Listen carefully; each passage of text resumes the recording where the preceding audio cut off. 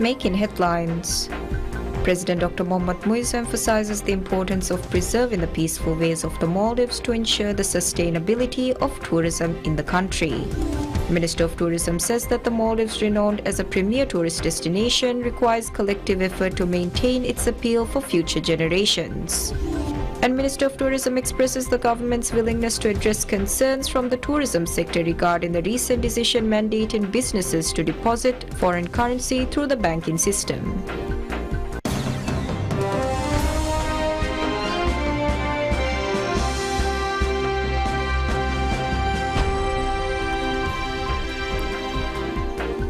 Bismillahirrahmanirrahim. Assalamu alaikum. Hello and welcome to PSM News in English. I'm Utma Mahmoud, your host for the evening. Looking into the details, President Dr. PSMNEWS emphasizes the importance of preserving the peaceful ways of the Maldives to ensure the sustainability of tourism in the country. In a social media post commemorating the National Tourism Day, President Dr. PSMNEWS stated that the foundation of tourism is brotherhood, friendship, compassion, peace and security. He underscored the crucial need to preserving the peaceful Maldivian lifestyle to maintain the success of the tourism industry. The Maldives celebrates the National Tourism Day annually on October 3rd. It was initially celebrated in 2022. This day marks the opening of the Maldives' first resort, Kurumba Village, on October 3rd, 1972 in Vihimanafushi, Kaf Atoll. The Maldives tourism industry has expanded significantly and provides top-tier tourism services. It has been crowned as the world's leading destination for 4 consecutive years. Minister of Tourism Ibrahim Faisal says that the Maldives, renowned as a premier tourist destination, requires collective effort to maintain its appeal for future generations. He made this statement in a social media post marking National Tourism Day. In his message, Minister Faisal highlighted that the Maldives has gained global recognition for its rich culture, stunning natural beauty and the exceptional hospitality offered by its people. He urged everyone to unite in their efforts to preserve the Maldives' status as a sought-after travel destination. The government established October 3rd as National Tourism Day to commemorate the opening of the first resort in the Maldives. Currently, the country boasts 175 resorts, 901 hotels and guest houses, and 152 safari vessels, providing a total of 62,908 beds for visitors. Minister of Tourism Ibrahim Faisal expresses the government's willingness to address concerns from the tourism sector regarding the recent decision mandating businesses to deposit foreign currency through the banking system. He made the statement during an interview with PSMNEWS. Speaking to PSMNEWS, Minister Faisal emphasized the significance of the 2 new regulations issued by the Maldives Monetary Authority MMA, stating they are crucial for the current situation and will ultimately benefit the Maldivian populace. While acknowledging the tourism sector's concerns, he underscored that these issues can be resolved through open dialogue, reaffirming the government's readiness to listen. The MMA introduced 2 new regulations on October 1st aimed at enhancing foreign exchange inflows into the Maldivian banking system and increasing the amount of foreign currency available to businesses and the public. According to the new regulations, tourism sector businesses are required to deposit their foreign exchange earnings in Maldivian banks. Regulations categorize tourism service providers into 2 groups with specific deposit requirements per tourist. Category A, which includes resorts, large hotels and tourist vessels, must deposit $500 per tourist, while Category B, consisting of guest houses and smaller hotels, must deposit $25 per tourist. The businesses unable to meet these deposit requirements may apply for exemptions. The Maldives Monetary Authority MMA announces the opening of registration for goods and service providers in the tourism sector. This initiative follows the implementation of the regulation on determination of foreign exchange transactions and other policies on foreign exchange rates, which came into effect on October 1st. In its statement, the MMA specified that all tourism service providers registered with the Maldives Inland Revenue Authority (MIRA) must complete their registration with the MMA by October 31st using the MMA FX portal registration form. Businesses registered with MIRA in the tourism sector after the new regulations came into force will need to register with the MMA within 30 days of their MIRA registration. The MMA emphasized that these measures are crucial for the continued expansion of the foreign exchange market and the effective implementation of foreign exchange policies. They urged all stakeholders to cooperate in this process. Under the new foreign exchange rules, tourism businesses are required to deposit foreign earnings into the banking system and must register with the MMA within a month of the rules taking effect. Tourism service providers are categorized into two groups for foreign currency deposits. Category A, which includes resorts, large hotels and tourist vessels, requires a deposit of $500 per tourist. Category B, covering guest houses and smaller hotels, mandates $25 deposit per tourist. Those unable to meet these amounts can apply for permission to deposit a lesser amount. The MMA has specified that 60% of foreign exchange entering the banking system must be sold to the MMA weekly, establishing a system to ensure banks can continuously meet foreign exchange demand. This is expected to alleviate the challenges banks currently face in accessing foreign currency. Ministry of Finance announces plans to submit the estimated state budget for 2025 to the Parliament before this month's end. According to the Public Finance Act, for each financial year, the Finance Ministry must prepare and submit the budget to the Parliament 2 months prior to the beginning of the fiscal year. The Ministry indicated that it is currently working in collaboration with the President's Office and other ministries to compile the state budget for the upcoming year. The proposed budget will incorporate updated information regarding the Public Sector Investment Program, PSIP projects, and other initiatives planned for launch next year. However, the Ministry is yet to disclose the estimated budget figure for 2025.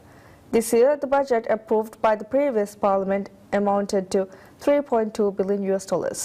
The current administration faced challenges in executing development projects because of how the state budget was allocated. It noted that insufficient amounts were allocated for big infrastructural projects as well. The Ministry has assured that the proposed budget for 2025 will include adequate funding for projects. We'll return after a short prayer. Stay tuned.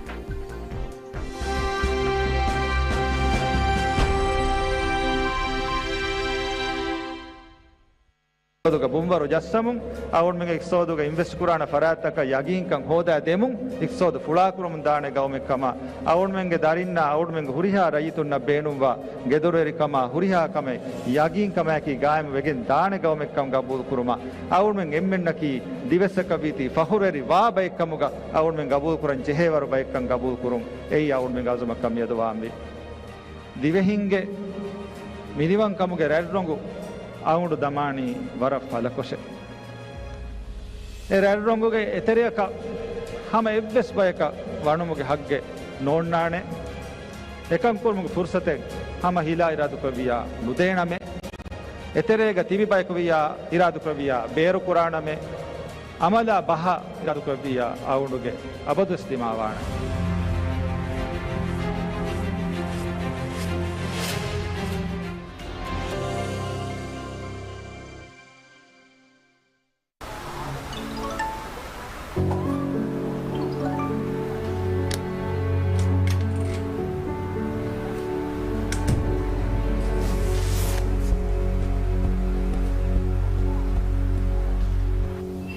Mammati asli mage dammartiye aliko ding mage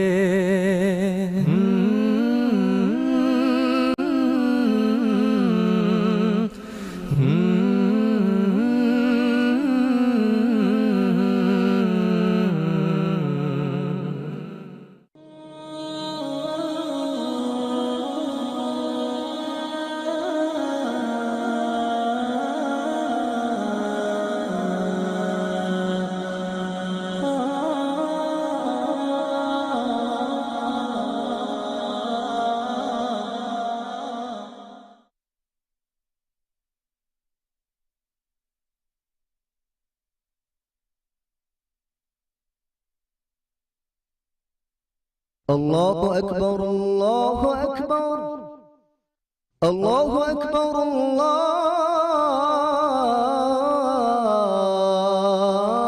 الله أكبر أشهد أن لا إله إلا الله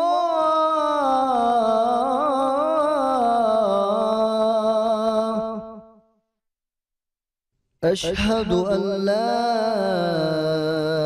إله إلا الله أشهد أن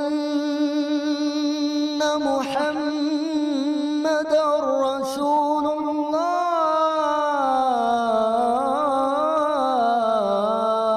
الله أشهد أن محمدا رسول الله حي على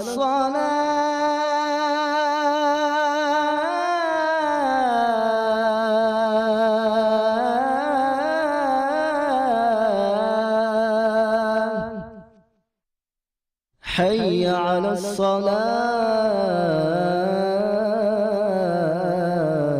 الصلاة حي على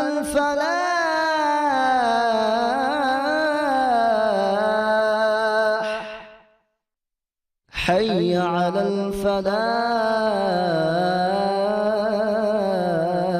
الفلاح الله أكبر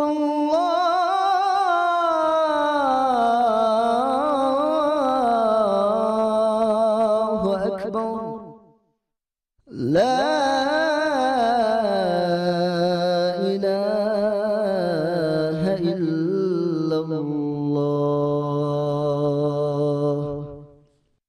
اللهم رب هذه الدعوة التامة والصلاة القائمة آت محمدا الوسيلة والفضيلة والدرجة الرفيعة وبعثه مقاما محمودا الذي وعدته وارزقنا شفاعته برحمتك يا أرحم الراحمين وصلى الله على محمد وآله وصحبه وسلم والحمد لله رب العالمين.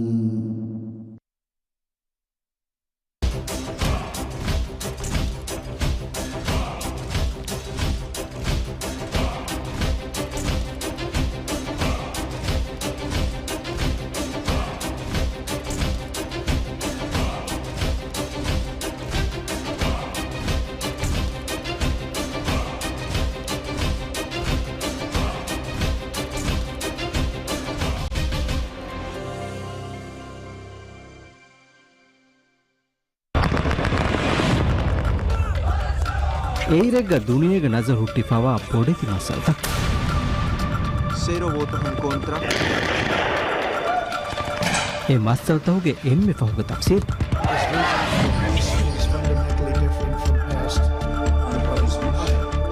ಎಮ್ಮೆ ಫುಣ ದಿರಾಸ Kuruva ಪೊಂಟ್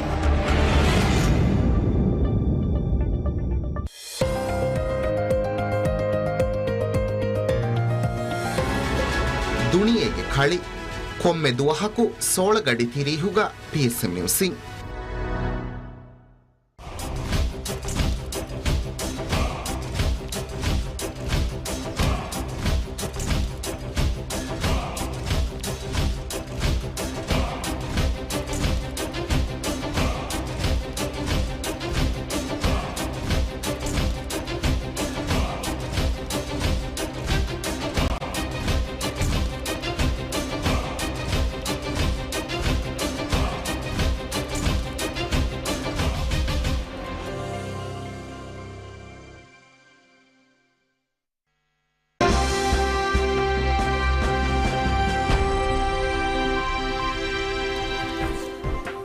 Welcome back to PSM News.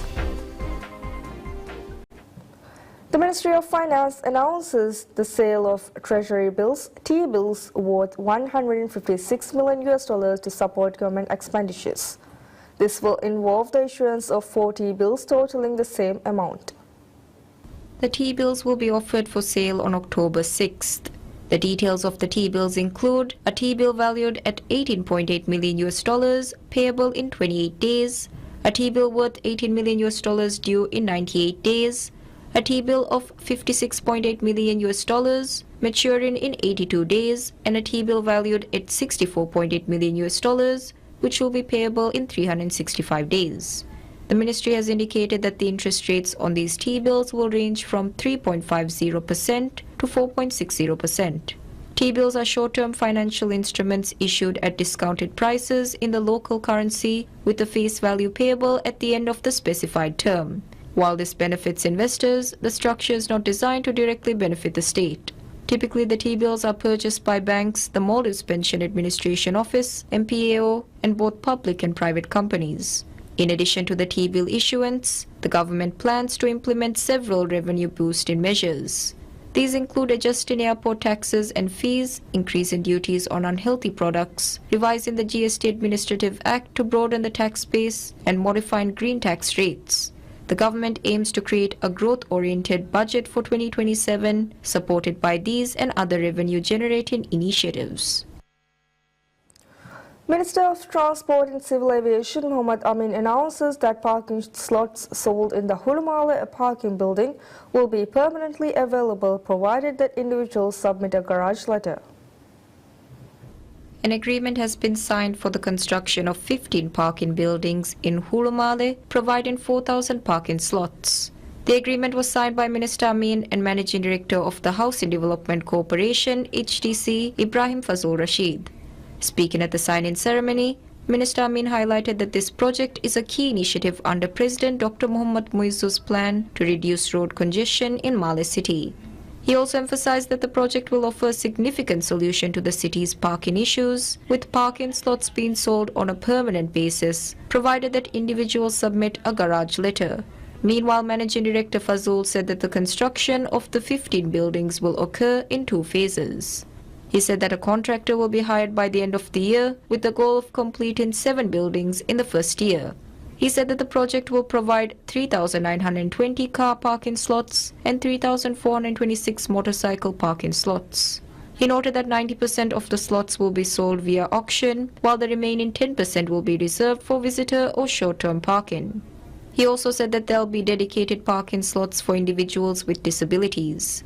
Additionally, Fazul said that the buildings will be used for commercial purposes, powered by solar energy and featuring automated parking services. He also said that the project will include the establishment of cafes, restaurants, businesses within the building, and a 24-hour surveillance system. Furthermore, Fazul noted that the slot sales area will be developed as part of the parking project, funded through the proceeds from slot sales. He said that HTC will finance the commercial areas. The entire project is expected to be completed within 2 years. Commissioner of Police Ali Shujao calls on the Maldives Police Service MPS to ensure that officers provide unwavering support to every citizen seeking help. He made the appeal during a visit to Ha Alif Atoll, where he met with MPS officers stationed across different islands. As part of his visit, Commissioner Shujao held discussions with the local island councils of Tiddu, Kela and Utimo, as well as the Women's Development Committees, WDCs, and local police officers. He also engaged with island residents, listened to their concerns, and urged the officers to bring services closer to the residents. He also emphasized the importance of not disappointing anyone seeking help from the police and highlighted the key role law enforcement plays in local development. Commissioner Shujao's visit aims to assess the crime situation in Halif Atoll and address public concerns. The Commissioner also discussed collaboration with the community to reduce crime and ensure public safety. His visit, which continues until October 7th, includes stops in 7 islands in Halif Atoll in addition to Diddu, Kela and Otimo. Senior police officials are also accompanying him, and the visit focuses on understanding the crime landscape and exploring solutions in partnership with the community.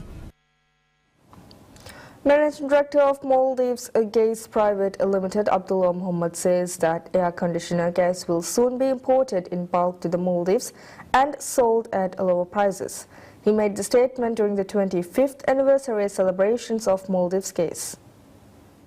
Speaking at the event, Abdullah highlighted one of the company's main challenges, which is the shortage of workspace. To address this, he revealed plans to construct a 10-story office building within the next 2 years, with land arrangements for the first phase already underway. He also shared several future plans for the company, including the upcoming opening of a specialized store for gas-related products.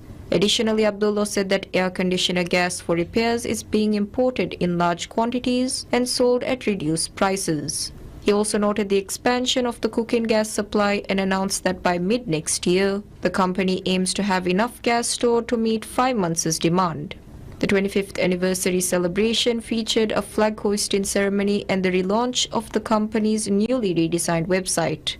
Maldives Gas, established on October 3, 1999, originally provided cooking gas services but has significantly expanded its offerings over the past 25 years.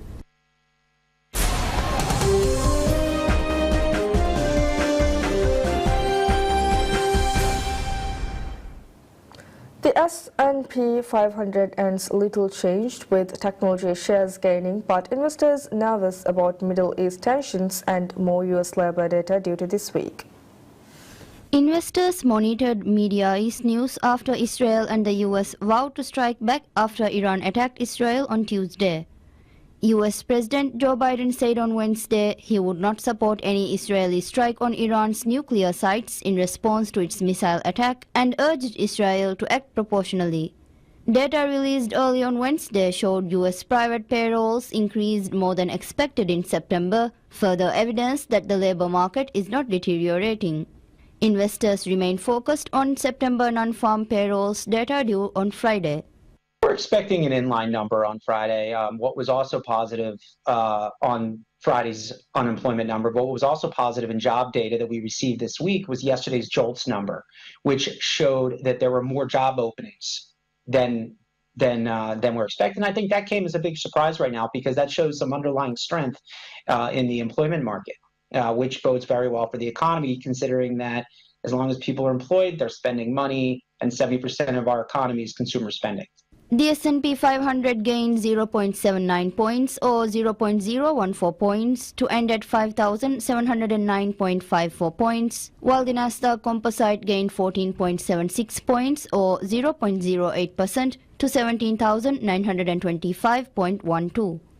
The Dow Jones Industrial Average rose 39.55 points or 0.09% to 42,199.52. The market ended September with strong gains after the Federal Reserve kicked off its monetary policy easing cycle with an unusual 50 basis point rate cut to show up the jobs market. We agree with what the Fed is projecting as of today. 2 more cuts this year, 2 quarters, another 50 basis points this year, and then at least another 100 basis points next year. So over the next 15 months, we're projecting 150 basis points of Fed cuts. The CME Group's FedWatch tool showed that odds of a 0.25 percentage point rate reduction at the Fed's November meeting are at 65.7%, up from 42.6% a week ago.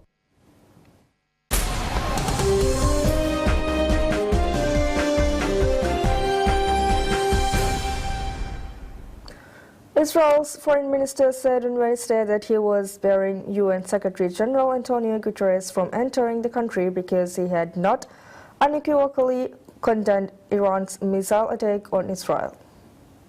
Iran fired more than 180 ballistic missiles at Israel on Tuesday amid an escalation in fighting between Israel and its proxy in Lebanon, Hezbollah. Guterres on Tuesday issued a brief statement after the missile attack, condemning the broadening of the Middle East conflict with escalation after escalation. The Israeli foreign minister said Guterres' failure to call out Iran made him persona non grata in Israel. He said that anyone who cannot unequivocally condemn Iran's heinous attack on Israel, as nearly all the countries of the world have done, does not deserve to set a foot on Israeli soil. He added that Israel will continue to defend its citizens and uphold its national dignity with or without Antonio Guterres.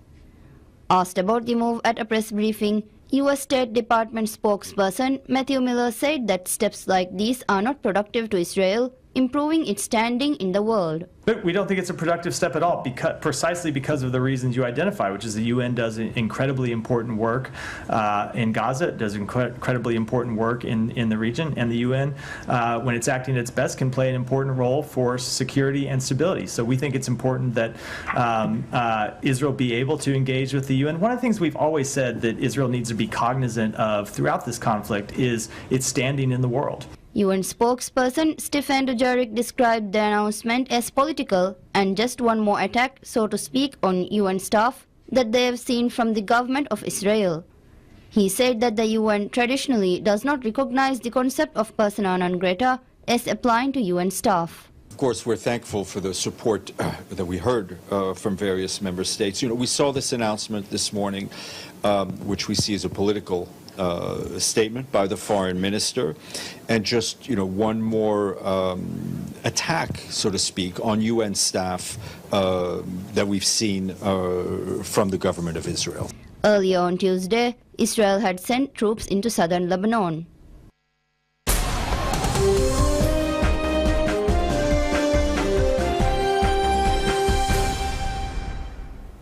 Lionel Messi scores twice and Roy Calendar made a late penalty kick save when Inter Miami held on for a 3-2 victory over the host Columbus Crew to clinch the Supporters' Shield in a battle of heavyweights on Wednesday. Calendar dove to his right to stop Cucho Hernandez from tying it 3-3 in the 84th minute after Hernandez had beaten him earlier in the match from the spot. Messi stunned the sellout crowd with goals in the 45th minute and 5th minute of first half stoppage time to give Miami 68 points, what seemed like a comfortable lead.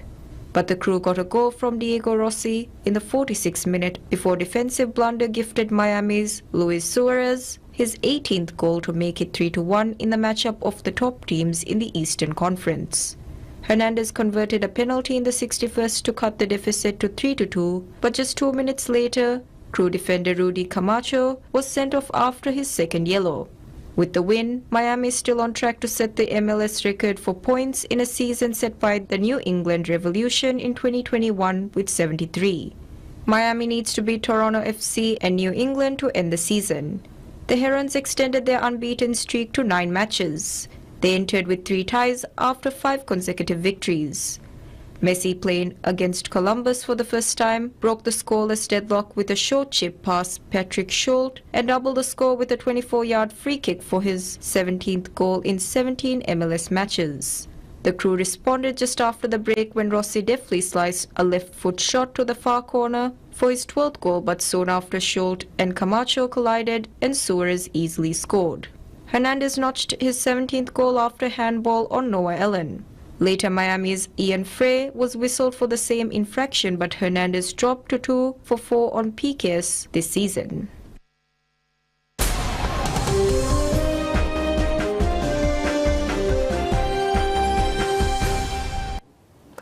Deep below the streets of Tokyo, a colossal tunneling machine has ground a path through the earth. Over 13 meters, 42 feet wide, the shielding tunneling machine lays concrete walls as it goes, leaving behind a 4.5-kilometer tunnel designed to capture vast quantities of rain that might otherwise flood the homes above. Tokyo already boasts an extensive system of tunnels, drainage channels and storage cisterns, but like much of the world, Japan is coping with unprecedented weather due to climate change, forcing it to dig once more. According to Japan's weather agency, the summer of 2024 was the hottest since records began in 1898. In Tokyo, sudden violent storms known as guerrilla downpours have become increasingly commonplace. Shun Otomo, a construction site manager for the Japanese capital's construction bureau, said that it is believed that by 2050, as the global temperature rises by 2 degrees Celsius, rainfall amounts will also rise by 1.1 times. Just after 5 a.m. on August 30th, Tokyo's flood defenses went into action as water began flooding into a cavernous chamber known as the Underground Cathedral north of Tokyo. The gushing water captured by subterranean security cameras was rain pouring into the capital region as Typhoon Shanshan lashed southwest Japan 600 kilometers, 372 miles away. The cavernous expanse has enough volume to fit almost 100 Olympic-sized swimming pools of water. Inside are 59 massive pillars, each weighing 500 tons and stretching 18 meters to the ceiling. When nearby rivers flood, the overflow causes through 6.3 kilometers of massive underground tunnels before collecting in the underground cathedral. The Land Ministry of Japan, official in charge of the cathedral, estimates that over $1.03 billion in damage has been mitigated since the complex was built 23 years ago. The system kicked in 4 times in June, more than all of last year. During Typhoon Shanshan, it captured enough water to fill the Tokyo Dome baseball stadium almost 4 times before pumping it safely into the Edogawa River and out to the sea. That's it for now. Thank you for watching. Have a pleasant day ahead. Bye-bye.